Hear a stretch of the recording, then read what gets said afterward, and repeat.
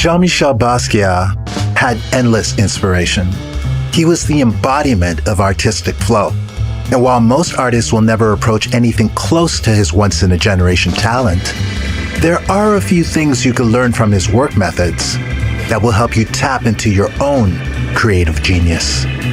For example, at the beginning of his career, Basquiat went out and bought two books that would inform all of his work right up until his death.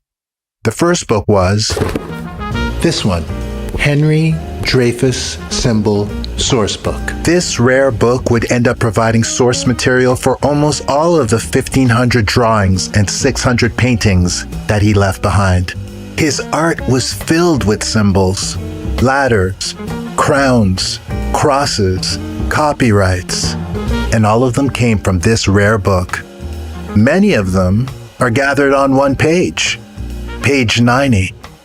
A page that almost looks like a dictionary of his whole artistic language. And if you look at the symbol over here, that's the man dies symbol. He used this symbol, sadly, to symbolize and prophesize his own death. Source material. One of the secrets to staying in flow.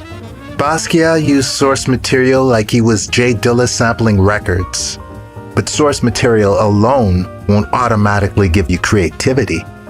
You have to learn how to use it the artist's way. Ultimately, it comes down to taste. It comes down to trying to expose yourself to the best things that humans have done, and then try to bring those things in to what you're doing. I mean, Picasso had a saying, he said, good artists copy.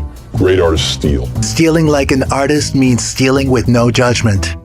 Let your taste make the decisions, not your brain. Where do the words come from? Real life books, television.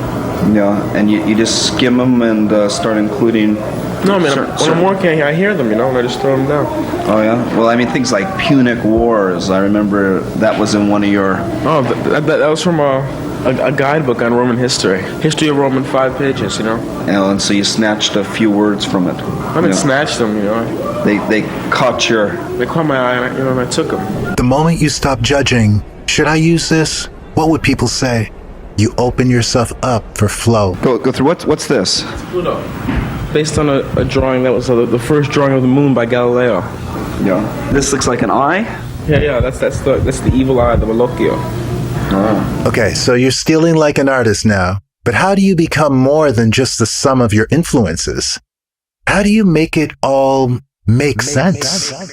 You choose what serves your message. The second book that gave Basquiat his unparalleled God momentum is this one, Flash of the Spirit, a book about African art. This book was key in helping him zero in on his message. You see, the reason most artists lose flow when they're working is because when they get stuck, they have no guiding ideology to get them out of their tough spots. And because they don't know what they're trying to communicate to the world, any roadblock could stop them in their tracks for days. Overthinking, staring at a blank canvas, artist paralysis. That's what happens when you don't have an overarching message in your work. Basquiat did. I think there's a lot of people that are neglected in art. I don't know because if it's who made the paintings or what, but I don't know. Black people are never really portrayed realistically, or not even portrayed in modern art enough. And because he had a message, art came out of him that much more effortlessly. It's not just that he had source material, it's that he had a place to channel it. Is there any anger in you? Any anger in your Of course there is. Yeah, of course there is. Talk about that. Tell me what the anger is. What are you angry about?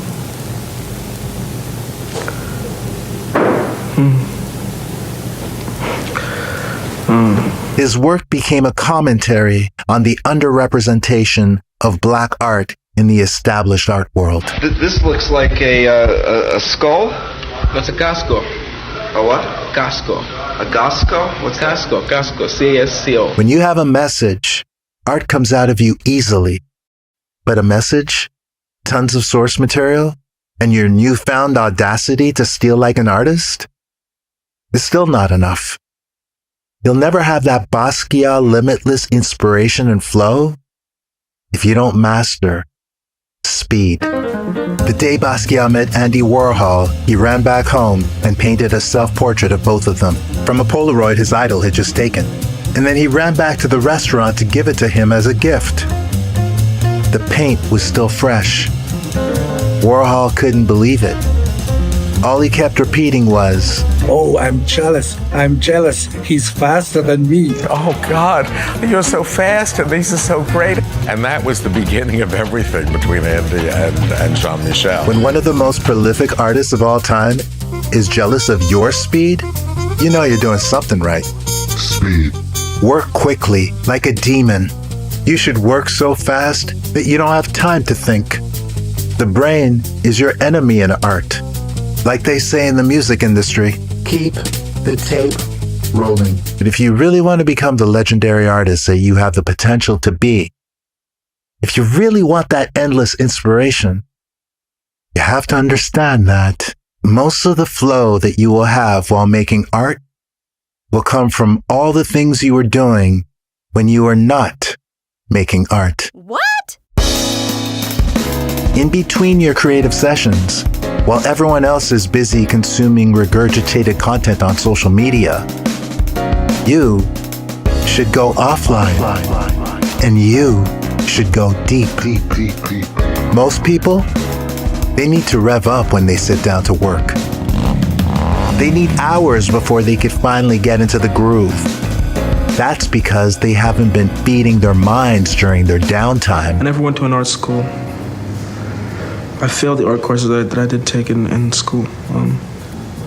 I just looked at a lot of things, and that's what I think I learned about art, by looking at it. Go to museums. That's a Roman belt buckle. It's from a drawing that I did at the Metropolitan. I went all the way to the Metropolitan Museum, and I did the drawing of the buckle, and I came back with it, and I put it right there. Oh, well, that's kind of a slow process. I'm a slow person. The process may seem slow to an outsider, but that slow process is what makes you outrageously fast when you get back into the studio. Study, memorize, and internalize. Make that your mantra, and those ideas you consume will marinate inside of you and eventually become part of your artistic DNA. Suddenly, the oddest things will come out of you at the most unexpected times. And it's all because you made yourself this well of inspiration. You became a student of life, ready at any time to express your genius. For more tips on growing your creativity, listen to the Make Art Not Content podcast.